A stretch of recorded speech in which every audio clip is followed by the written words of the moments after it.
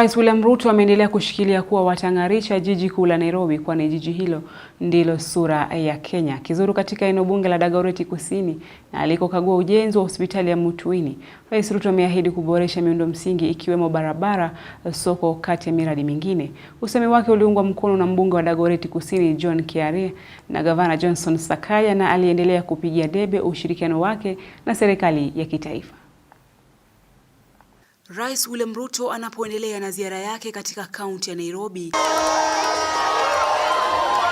leo amezuru katika eneo bunge la Dagoretti Kusini na ambako amekagua miradi mbalimbali ikiwemo ujenzi wa hospitali ya Mutuini na kuahidi kuendelea na ujenzi wa miradi mingine ikiwemo mabweni ya wanafunzi wa taasisi ya kiufundi ya PCEA Kinyanjui. Nilikuwa hapa miezi chache iliyopita na nilikubaliana na nyinyi nitafanya mambo mawili: ile ujenzi wa madarasa na workshops. Hiyo workshops na madarasa nimemaliza, nimekuja kufungua. Tumekuwa na hospitali ndogo pale.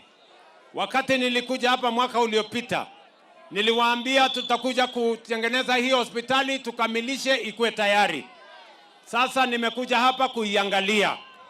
Na mimi nataka mnisikie watu wa Nairobi.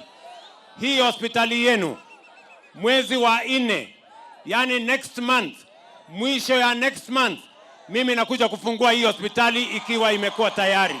Hostel mpya za kifahari zilizo na student center na hall ambazo ni za kuweza na mpaka sinema ndani. Wakati huo huo, ameendelea kusifia ushirikiano wake na serikali ya kaunti, akiahidi kuhakikisha anabadilisha sura ya jiji kuu la Nairobi. Ushirikiano ambao anabaini kuwa utaimarisha miundo msingi jijini ikiwemo barabara, soko kati ya miundo msingi mingine. We are prepared to transform the city of Nairobi.